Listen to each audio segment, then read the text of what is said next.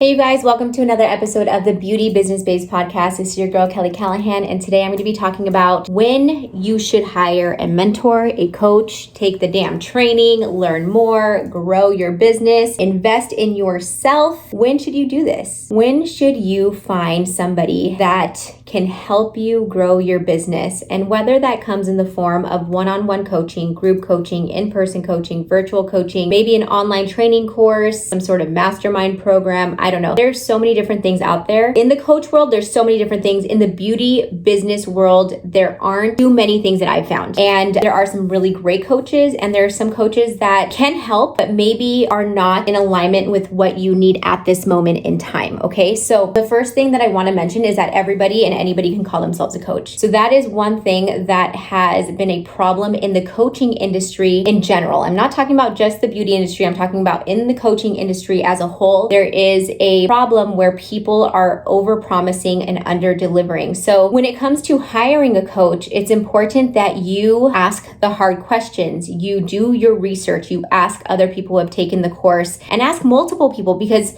one person may have had a great experience and somebody else may not have had a great experience. And it always depends on the person itself. Like when you take a program, when you hire a coach, are you giving it your all? And a lot of the times the answer is no. I mean, I can say that I've done that. I've hired people to help me, or I have been in masterminds. I just paid $15,000 to be in one in December or January earlier this year. And I can honestly say that the reason why I'm not getting enough out of it is because I'm not putting enough into the program. So we have to take radical responsibility and really understand, like, am I ready for this? Am I ready to dedicate and commit myself to this training program, to coaching, and to mentorship? So I'm going to give you 3 instances when you should really look at getting a coach, a mentor, or taking that training program that can take you to the next level of your business. Number 1, you just started or you're about to start. So if you just started your business, your beauty business, or you are about to start your beauty business and you really don't have the knowledge, the technical knowledge, or the business background, or the marketing knowledge, I'm telling you right now, you have to take a course. Even if it's just a small online course, you have to take a course, because while something might look easy, and I'll give spray tanning as the example, it might look easy to do this, but there is science behind it. Okay. It's not just spraying some solution on a person's body. It's about understanding their skin tone. It's about understanding things like allergies, which is really important because you can get sued, right? And this goes for any beauty service. The potential to get sued and get into trouble is there. So it's really important, if you are a serious business owner and you're going to take people's money in exchange for a service, you have to get certified. You learn how to do this appropriately, because the last thing that you want is to start a business and then lack the knowledge and the understanding of really how this works and how it can be dangerous for certain people. Okay. So you have to take a course if you just started or if you are about to start. Now, a couple of benefits for you guys who are just starting off or who are about to start off is that hiring a coach or taking a training program, don't think of that as a cost. Because I know in the beginning, you're like, oh my God, I don't have money to do this. And maybe $200, maybe $1,500, maybe $2,000 is a lot to you. But really, when you're starting a business, you do have to invest money, right? And it really is a very small investment. Like $2,000 is not a large investment to start a business, because what that is, it's not a cost. You're investing in a program so that way you can get that return on your investment back in a timely manner. That's the goal. What mentorship and training programs can do for you is take you from A to Z a lot quicker than you would be able to do this on your own. You're going to make less mistakes. And as a new person, your reputation depends on this, you guys. If you are out there not doing this right, you're hurting people, or you are turning people orange, or you are like doing the sanitation and all of that correctly, people will see that and they can leave bad reviews on public forums, which is really hard to get out of and come up from if you're a brand new business. The last thing you want is a 1, 2, 3, and or even 4-star review. Like you want 5-star reviews all across the board, and getting a training program that is good, that's going to teach you how to do this, is exactly what you need when you first start. The other thing it's going to give you is confidence. confidence. Who wants that? I do. Like, I love being confident knowing what I'm doing. When I got my license in aesthetics in 2016, it wasn't because I wanted to be somebody who offered facials. It wasn't because I wanted to wax. It was because I wanted to be the best damn spray tan trainer this world has ever seen, okay? I wanted to know everything that I could about the skin. I wanted to take it above and beyond the normal training program that you would get with somebody who wasn't licensed. So that was another thing that really helped me build confidence, and I loved doing it. So while yes, it cost like $15,000 to be able to take that class and to get my license in aesthetics, and it did take a lot of time and energy, it really helped me gain that confidence, and it helped me make less mistakes. I learned more through the process, and I was able to deliver a better training program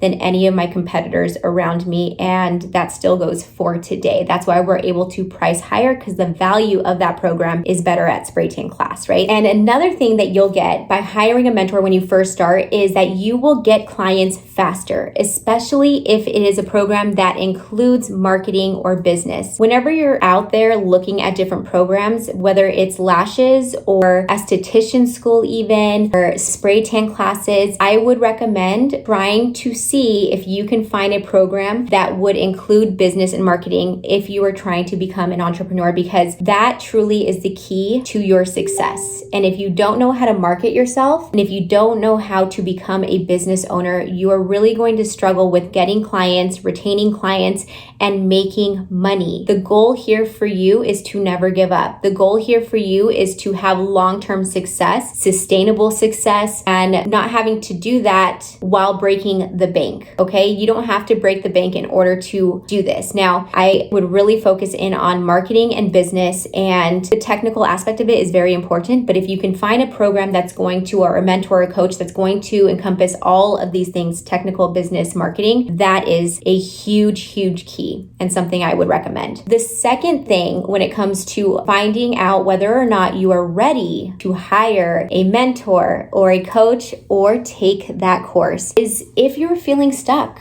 Are you feeling stuck? Are you feeling like you are just a hamster on a damn wheel and you are not getting anywhere? Are you stuck doing the same exact thing over and over and over again, and you're really not making profits, or you're not growing your business? My philosophy is that your business should constantly be growing upwards. And when I say that, I mean overall, year by year, okay? Because we are going to have our slower seasons during the year, right? So like sometimes it's very, very busy, sometimes it's not, and it just goes up and down throughout the year. But your 2022 should be less than your 2023. Your 2023 should be less than your 2024, and so on and so forth. You should constantly be on an up level when it comes to your revenue and especially your profits, okay? So if you're feeling stuck and you have little to no progress, you can't get organized, you're lacking confidence, you aren't making the money that is sustainable for you to keep this business running, you have to get a coach and a mentor. And I know, again, you're in this position where you're not making money and you are scared to make the investment in a coach or a mentor, but I swear to you, this is going to be really the only way that you can grow, okay? This is going to be the best way to be able to get out of that stuckness. We need you not to be stuck ever, okay? I never want you to be stuck. That is like the worst feeling ever. So if you are trying, and you find that you're not following through, maybe you need some help with accountability, you don't have consistency, whether it's in your marketing or clients, or you just don't know what the hell to do, get a coach, get a mentor, get a training program that's going to help you grow, okay? They're out there, I promise, they're out there. Number 3, when to take a course or hire a mentor or buy that training program is when you are about to give up, all right? You exhausted all of your efforts and you were like, you know what? I'm about to give up.